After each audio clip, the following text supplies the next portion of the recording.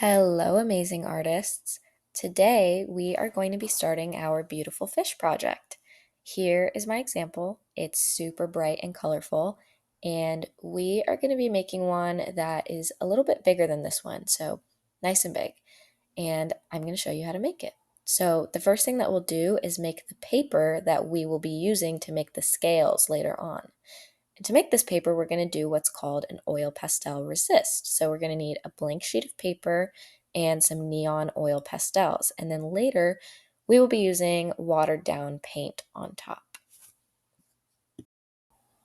So oil and water do not mix together. So the oil pastel resists the water and creates a really cool effect.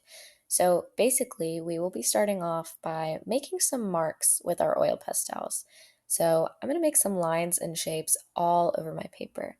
I'm taking my time here, making some zigzag lines, and I'm going to try to use a variety of colors in my mark making because I want this to look interesting.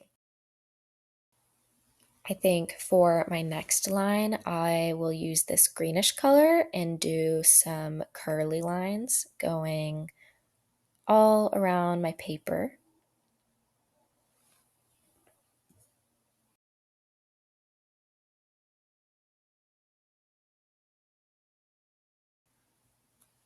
Maybe I will use this orange color next and do a dotted line. That could be fun.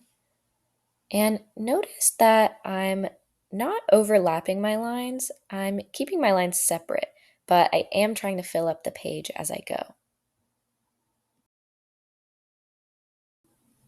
Maybe I'll do some shapes next. So maybe some pink squares, some rectangles, circles in different sizes so that I have a nice variety of shapes and lines on my paper. So what we're going to do is we're going to fill up the page with, again, different types of lines, shapes, and patterns. I'm going to do that and come back to you when my whole entire page is filled up. And just remember, we are not drawing pictures or symbols here. We are just drawing lines and shapes, keeping it really simple because later on we are going to turn this paper into something else.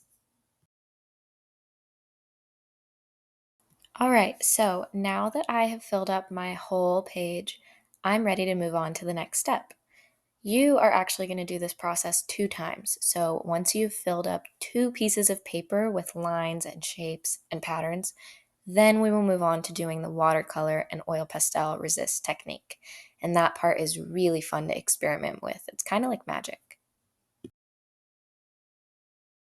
So you are going to be using temper cakes, and to use your paint, you're going to need to do something first, which is wake up your paint. So to do that, you're going to need to first swirl your brush around in your cup of water to get it wet. Give it a little tap, tap, tap on the side of the cup to get extra water droplets off so you don't splash everywhere. And then you'll need to tickle your paint to wake it up. So I'm using my brush to gently tickle that paint and ask it to wake up. And now that it's awake and on my brush, I can use it to paint a wash of color over my oil pastel drawing. Now, are you noticing how that oil pastel is resisting the water in the paint? That is because oil and water don't mix. So see that there? Super cool, right? So now I think I want to add another color because I don't want my whole paper to just be blue. I want to experiment and blend different colors.